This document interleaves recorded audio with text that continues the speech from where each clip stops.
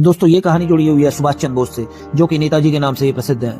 दोस्तों एक बार प्रशासनिक सेवा की तैयारी के लिए वो कैम्ब्रिज विश्वविद्यालय में पढ़ाई कर रहे थे।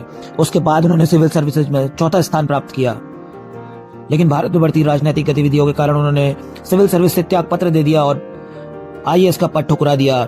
लेकिन इस बात से उनके पिता बहुत ही दुखी हुए और इस दुख के कारण वो बीमार हो गए। जब उनके बड़े भाई शरद चंद्र ने उनकी हालत देखी तो उन्होंने सुभाष को पत्र लिखा और सूचित किया कि पिताजी तुम्हारे फैसले से बहुत दुखी हैं। आवेश में आके तुमने ये कैसा फैसला कर लिया? इससे पहले तुमने हमसे सलाह क्यों नहीं ली? यह पत्र पढ़ के सुभाष को बहुत दुख हुआ और वो असमंजस में पड़ गए। लेकिन उन्होंने बड़े भाई शरद को लिखा कि पिताजी की नाराजगी जायज है, मगर इंग्लैंड के राजा के प्रति वफादारी की शपथ लेना मेरे लिए संभव नहीं है। मैं खुद को देश की सेवा के लिए समर्पित कर देना चाहता हूँ।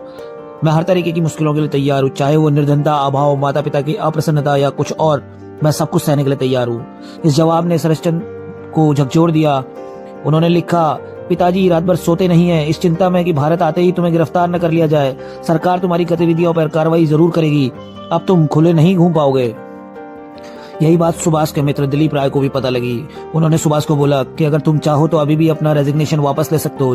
लेकिन सुभाष बोले, ये निर्णय मैंने बहुत सोच समझ के लिया है। तुम ऐसा सोच भी कैसे सकते हो दिलीप? दिलीप बोले, मैं तो सिर्फ ये कह रहा था कि तुम्हारे पिता बीमार हैं, थोड़ा सोच लो। इस बात को सुभाष चंद्र बोस ने काटा और बोले, मैं जानता हूं और इस बात का मुझे भी खेद है, लेकिन अगर अपने परिवार की प्रसन्नता के आधार पर मैं अपने आदर्श को निर्धारित करने लगा तो क्या ये ठीक रहेगा?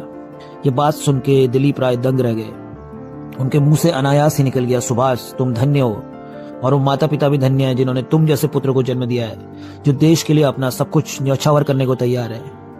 दोस्तों ऐसे थे सुभाष चंद्र बोस। उनसे जुड़ी कई कहानियां तो हमने सुनी होंगी, लेकिन उनके जीवन की आंतरिक घटनाएं, जो कि किस तरीके से वो इतने महान क्रांतिकारी, महान नेता बने, उसके पीछे उनका ये त्याग और बलिदान सामने आता है। दोस्तों हम नमन करते हैं आजादी के अमृत महोत्सव में सुभाष चंद्र बोस को और उनके देश प्रेम को। दोस्तों